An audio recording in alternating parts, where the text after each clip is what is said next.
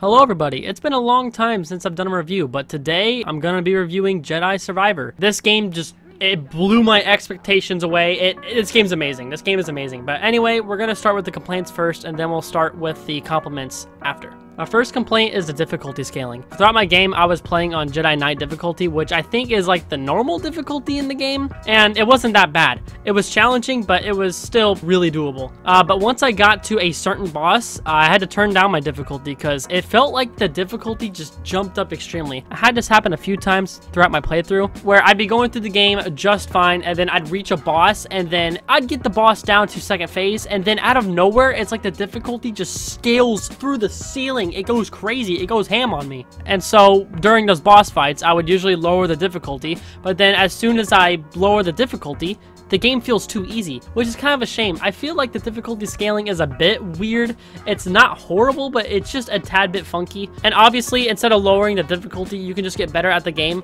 but I'm kind of an impatient guy, and that's why I lowered difficulty. And my biggest complaint about this game is the performance. Now, I played this game on a PlayStation 5, and I did not have that many problems. I would only lag during cutscenes, but once I was actually like playing the game, I had no lag. Also, I was set to performance mode the entire time, so I don't know how it is if you turn off performance mode.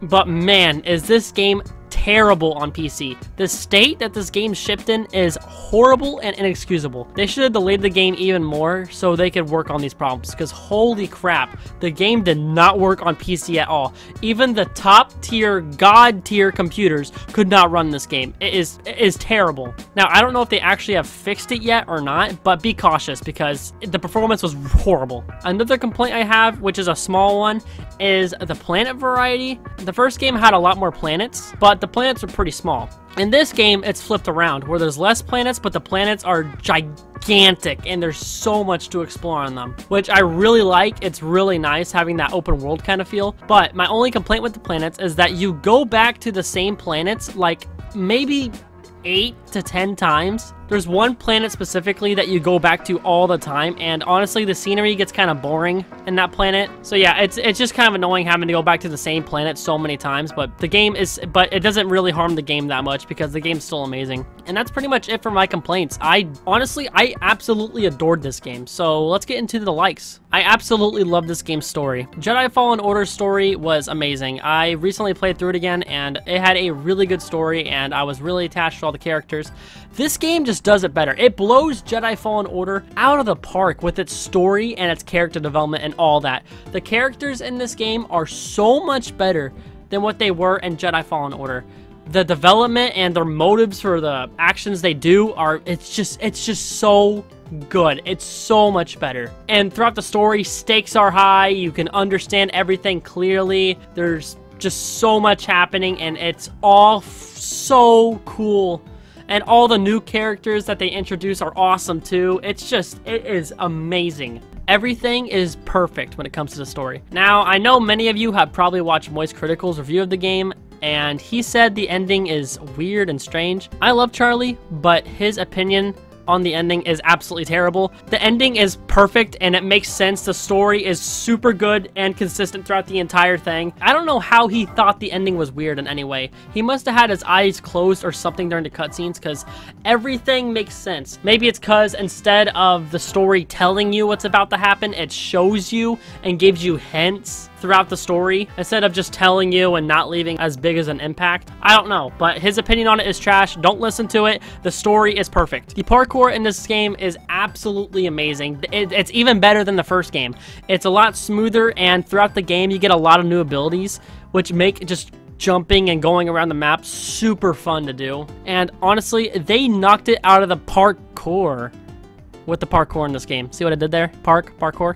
The combat in this game is awesome. My favorite thing about the combat is the new stances. There are 5 stances in the game, and I'm not going to go over them, but having these stances just changes up your playstyle so much, and it makes it so much fun. The stances are just awesome. It changes the way you play the game. It's amazing. It makes it so much more fun. The boss fights in the game are insane. I would put it on par with Dark Souls. I've played a couple of the Dark Souls games, and I will say, I think some of the boss fights in Jedi Survivor are a bit harder than Dark Souls. Like, there'd be boss fights in Dark Souls where it'd take me around like 5 tries or so, but it wasn't that bad.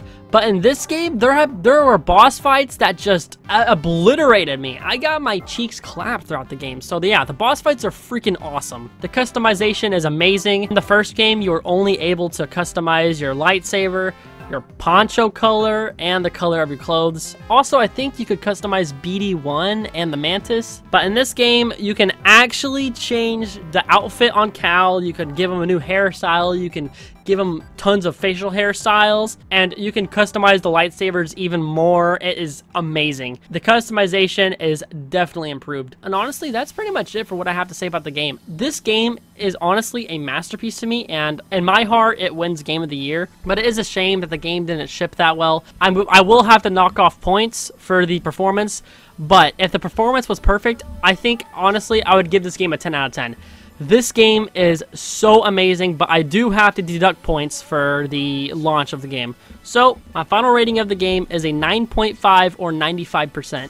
I think it is a must-play. If you enjoyed Jedi Fallen Order, you will absolutely love this game. If you are a Star Wars nerd, like myself, you will absolutely enjoy this game's story and the gameplay and everything. But yeah, I hope you guys enjoyed this review, and let me know what you think about the game down in the comments. Peace out, boys.